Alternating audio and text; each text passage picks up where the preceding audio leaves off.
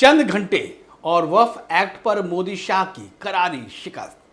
जिस ठसके और जोड़ तोड़ के साथ दोनों सदनों में मोदी सरकार ने वक्फ एक्ट में संशोधन को पास करा लिया, वो तेवर देश की सबसे बड़ी अदालत में चंद घंटे भी ना टिक सके।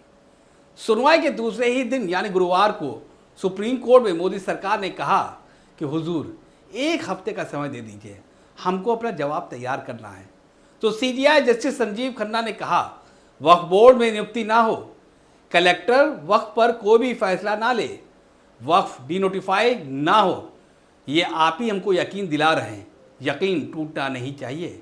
और सॉलिसिटर जनरल तुषार मेहता ने कहा जी हुजूर, जो आप कहेंगे वही होगा। नमस्कार, आप देख रहे हैं संवाद लाइव खुर्रम निजामी के साथ। वक्फ को लेकर सरकार की नीयत पर समाज के एक बड़े हिस्से को जितना संदेह था, उतना ही यकीन देश की सुप्रीम कोर्ट पर भी था।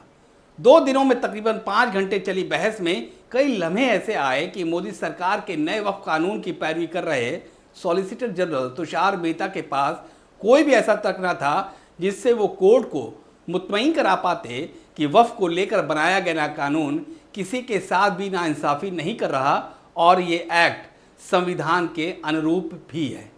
वो अपने दलीलों के चलते सीजीआई संजीव खन्ना को भी नाराज कर बैठे।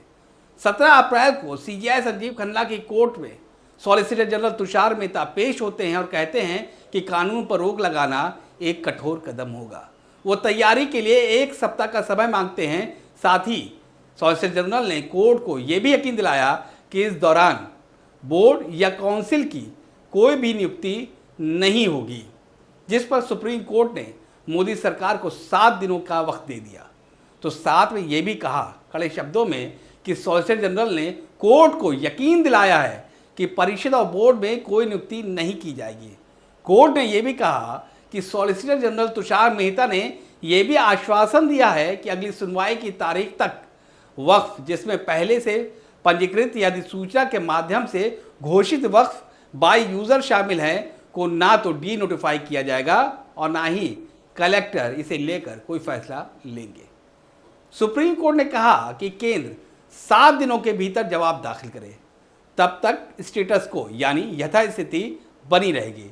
तो साथ में यह भी कहा कि बेंच 5 याचिकाओं पर ही सुनवाई करेगी, उन्हें कोर्ट में भीड़ नहीं चाहिए। और वकीलों से कहा कि वे आपस में तय कर लें कि बहस कौन करेगा। इस मामले की अगली सुनवाई अब 5 मई को होनी है। तो ये भी जान लीजिए कि सीजीआई संजीव खन्ना 13 मई को रिटायर हो रहे हैं। यानी एक्ट में जिस प्रावधानों को लेकर पूरी जंग छिड़ी हुई थी, सुप्रीम कोर्ट ने उन्हीं प्रावधानों पर अंतरिम रोक लगा दी।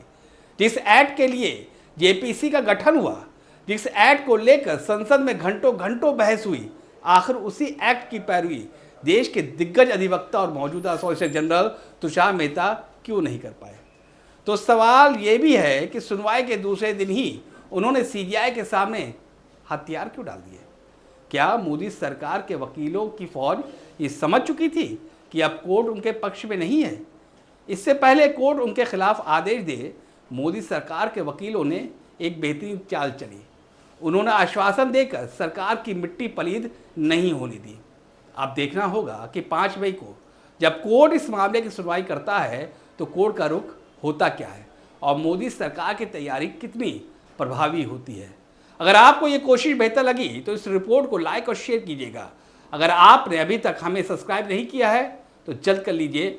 अगर कोई राय है या फिर कोई कमी है तो कमेंट करके हमको ज़रूर बताइए। फिलहाल हमें दीजिए इजाज़त। नमस्कार।